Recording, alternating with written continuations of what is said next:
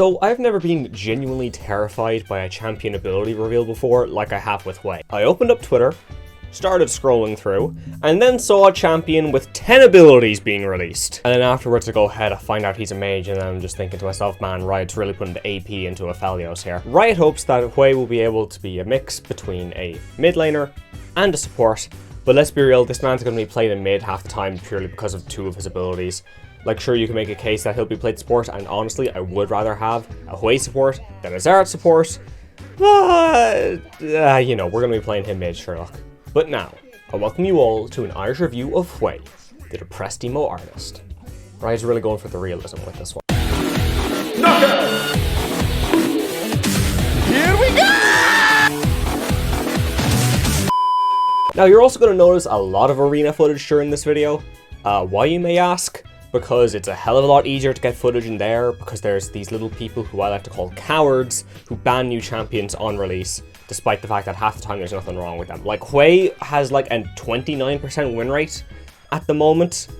Like 29%? The man's already gotten hotfix buffs, which we all know are not going to be needed come like 3 months from now. 3 months is being generous, actually. It's going to be like 3 weeks from now or something, but anyway. I don't have the fingers to be playing Hwei in a real game. I'll throw in some actual real footage of him. Whether it's mine or just some random player though, well, we'll figure out that part as we go. So, before we get into the bullshit, let's start simple, shall we? Hwei's passive, Signature of the Visionary, marks champions for 4 seconds after he hits them with an ability. If they get hit with another ability during this time, it will be procced again and set off an explosion on their feet. Nice and simple, and considering the 9 more abilities we have to go through, I am very grateful that Riot is sticking with something nice and simple for his passive that does work quite well with his kit. But now, for the elephant in the room, Hwei's whole ass 10 abilities. So, let's just start with this. Hwei has 3 basic abilities like every champion in the game, but in his case, each of these abilities enhances his brush and grants him 3 new abilities. So 1 Q is actually 3 Qs, 1 W is 3 Ws, and I'm sure you get the idea now. So in total, Hwei has 9 basic abilities and 1 ultimate. But if you decide, I'm not really in the mood to use my Q right now even though I already hit it, you can hit your ult and it'll go ahead and reset your brush to the default state. And make sure you're not like me, when on release I thought that it just gave him nearly like an Udyr stance type of thing pre-rework, where what you would end up having is you'd go Q, and then each of those 3 Qs would have their own separate cooldowns. Thank God they don't. If you use any of the 3 Qs, 3 Ws, 3 Es, whichever, if you use any of those 3 abilities, it sets the Q, W, and E itself on cooldown. So I was worried for a moment that we were about to have a champion who is generally just playing Earth the entire time. But now, for his actual abilities, let's start with his Q, Subject Disaster. And also, as we're going through here, I'm going to be addressing these abilities by whatever the first one is, and then whichever one is being used. So for example, QQ, Devastating Fire, sends out a bolt in a straight line that explodes upon the first enemy it hits. It then does 6% of their max health plus its base damage as damage. Nice and simple. You could pretty much imagine it like base Karma Q, except it's already a nuke to begin with. QW, Severing Bolt, is basically useless on its own, but if it's being used on a champion who's recently been CC'd, then the damage goes way the hell up, and also scales based off their missing health. On its own, it's just like a worse Xerath W, but once you throw in this bit, it's like Xerath W mixed with Veigar ult, so I see no issues. QE is like Braum ult, both in terms of its pitiful impact and also in terms of what it looks like, which I can't actually describe because I found out the other day that my cousins actually watch these videos. But anyway, this opens up a rift on the ground which does damage over time to any enemy standing in it and also slows them by just a little bit. Honestly, it's the weakest Q out of all of them. You can't even use it too much for wave clear. It's okay if you're going maybe a Liandry's build, but I don't think Liandry is the play on Hwei personally. I think he's much more of a just better off, you know, burst mage. Sometimes it can definitely be useful. When you're playing him in arena and you are able to crit on your damage over time stuff, then this is definitely the play, because good lord, this thing can actually do some serious damage then.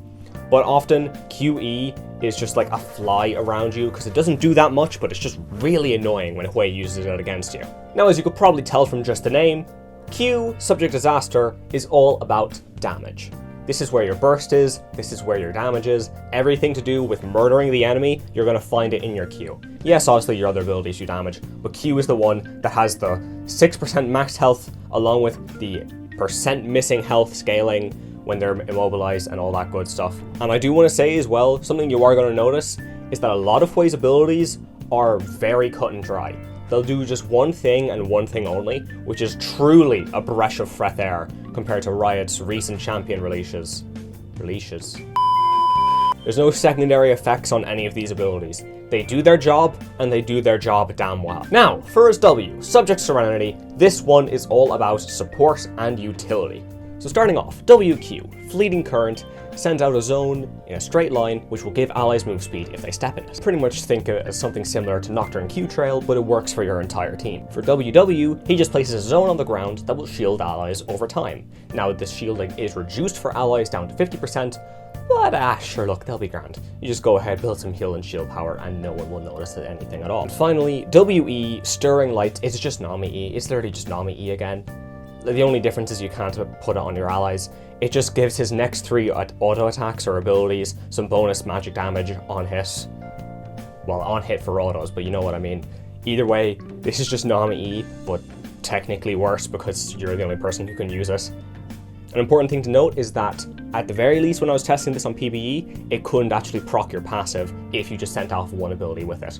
But it does still proc Electrocute, so you can keep that in mind. Hello, PixelRory here. I actually went to double check this, and the interaction's actually a bit weird. One ability combined with your WE doesn't proc your passive at all, but an ability plus a WE boosted auto attack will proc it. So do with that what you will. Back to the video anyway. Subject Torment, well, this one's all about crowd control, and that's basically just it. It is just pure crowd control. EQ, Grim Visage, is just a straight line skill shot that fears the first enemy it hits. Nice and simple. EW, Gaze of the Abyss, places a zone on the ground with an eye in the center, and if this eye sees any enemy step into the zone, it fires off a bolt to root them for 1.25 seconds. This ability is like the most horrifying thing to play against, because whenever you put it down, you know that his W is going to be following from the Q, and it's just going to be absolutely painful. And finally, EE, Crushing Maw, is just basically 2 ranged set E's thrown together, but instead of slowing, it just puts them together into the center and slows them all for a bit. I actually do quite like the E. I've found that personally it can be very useful. The Q and the W when it comes to the E are actually just entirely single target, so if you're ever dealing with a multitude of enemies, or maybe you just need some enemies to get the hell off you or another ally, the E is actually going to be the best way if there's too many of them chasing. I really do like all the applications of the E.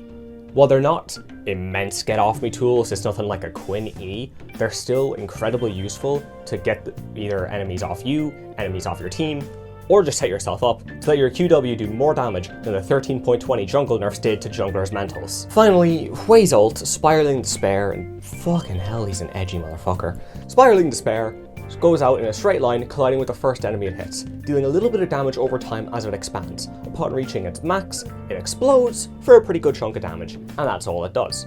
Very simple, very easy, just pure damage that you throw into your combo whenever you need it. And speaking of combos, I'm going to have to pull up my laptop for this because it's time to do some math.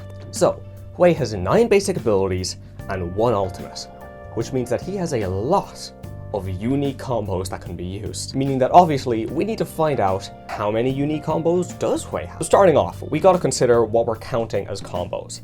And I am going to literally use any use of 2 or more abilities as a combo. So, as for combos, using a full spot, we have 9 unique abilities, by 6 unique abilities, by 3 unique abilities, by 4 unique ore placements, for 648 possible combos. But we're not done yet.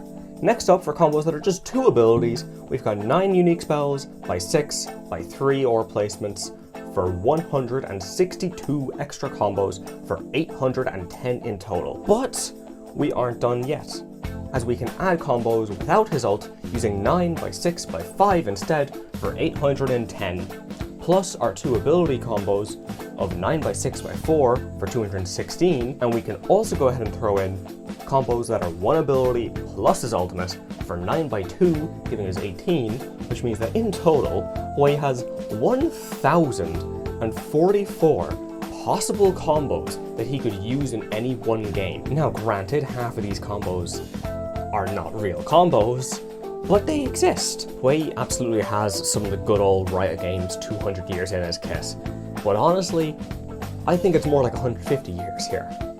All of his abilities just do the one thing. He's pretty much a jack of all trades, master of none. So for a lot of people, this might be a deterrent, as sure, you can play him support, but he's not going to do as well as something like a Nami, Soraka, or any other actual enchanter. Sure, you can play him mid, but he's not going to be pumping out as much damage as something like a Lux, Orianna, Azir. But I don't really care.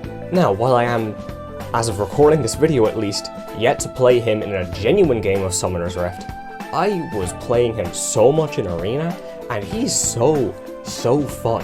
He's really awkward to play because you cannot go in with a regular League mindset and a regular muscle memory for using abilities. There's been so many times where I had my W open when I thought I had my E open, and I ended up putting a shield zone on the enemy and a fucking stun on my teammates. But the rest of the time, once you pick him up and you get a little bit used to him, he is so fun as far as I'm concerned. When it comes to new champion releases, sure, I won't deny it, Hwei is annoying to play against sometimes, especially if they're just spamming their QE so much, but honestly, I think he's fairly well designed, and I also think he's genuinely very fun to play. And I think playing against him, you know, once Riot stops doing all these hotfix buffs, will actually be pretty fun. But anyway, tell me in the comments below, what are your thoughts on Hwei? Preferably not the horny ones. And if you're still here, sure, go on. Drop a like, drop a sub, comment, all that other YouTube stuff, and I'll talk to you next time, lads.